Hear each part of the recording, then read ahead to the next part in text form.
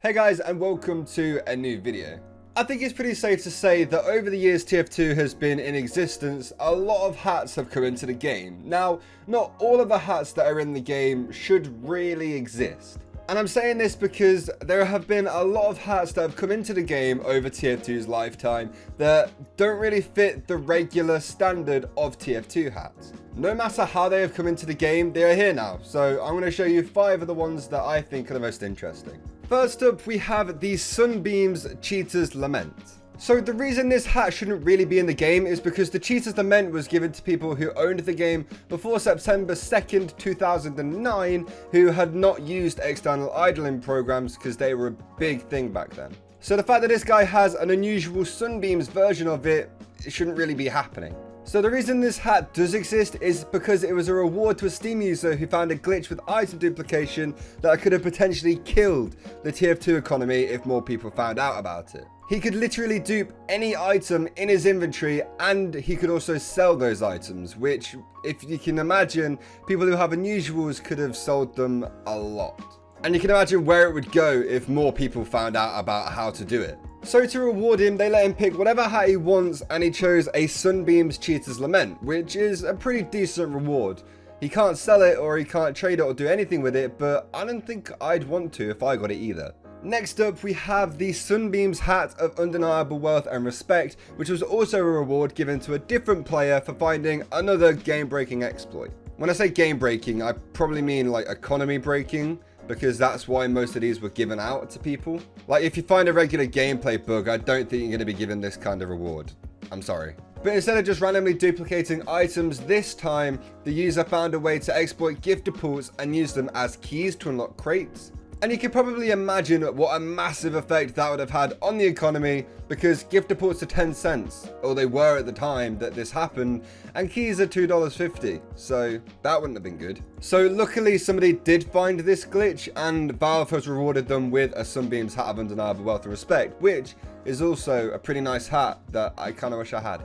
I don't have any idea how to find exploits or glitches like this. I wouldn't even know where to start looking for exploits or glitches like this. So fair play to anybody who's found one of these. So I could just keep going on about hats that were given to people who found exploits, but I think that would be quite boring. So I'm going to talk about something else now. So this next one, you guys might not even know this thing exists because they are really rare, and that is the Vintage Bills hat. So a lot of you guys probably know Steam has a feature, or at least used to have a feature, I'm not sure if it still works, where if you lost your items, whether they all got deleted or your account got hacked and all of the items got traded away, you could report a ticket to Steam support, and a lot of the time they would give you all of your items back.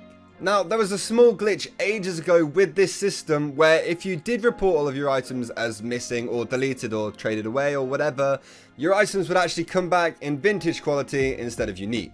So you can imagine people who had expensive inventories and expensive items thinking this is a brilliant opportunity to cash in on that. So as soon as people found out about that, they started doing it too, and quite a few Vintage Bills hats exist now. Valve were really quick to fix this though, so a lot of people have now duped Bills hats when they could have just kept their regular ones because they were a bit greedy and wanted a vintage one instead. And these rare vintage items that now exist because of that are ridiculously expensive. Not quite the Bills hat, because there were so many of them, but other items I'll talk about a little bit later. And when I say a little bit later, I mean right now, because the next item is the Vintage Earbuds. Obviously, these came into the game at the same time the Bills hat did, because people were just deleting everything. In fact, there even is a load of vintage metal somewhere. But anyway, back to the earbuds. So, the Vintage Earbuds now cost 445 keys to buy. I haven't looked for any sellers because it'd be a waste of time. I can't afford it. It cost 3 times the amount of my Hong Kong coin. So it's kind of out of my price range. But if you are interested, 445 keys is around $840. So if you have spare cash, donate it to me. I'll buy one. Okay, so obviously I'm joking, but that would be the biggest flex I think you could possibly get. Other than, you know, like burning team captains and, you know, everything else you can flex with. But vintage earbuds, just to have them for no reason, they don't make any other difference to the item at all. They're just vintage and they cost like 1,000,000 times more.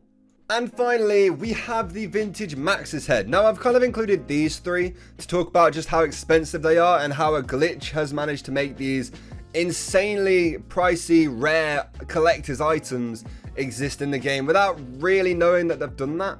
For example, the vintage Max's head which exists is worth 800 keys, which if you didn't know is $1,516. $1.5 grand on an item that exists because of a glitch. Vintage Max's heads or anything like that were never intended to be in the game, but they came through a glitch.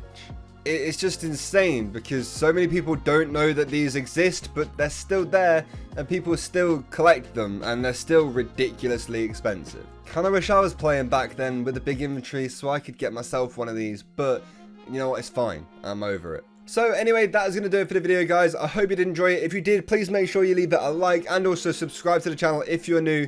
There's so much more content coming out this summer and I'm really excited to show you it all. Once again, thank you all so much for watching. I hope you all enjoyed it and I'll see you all next time. Goodbye.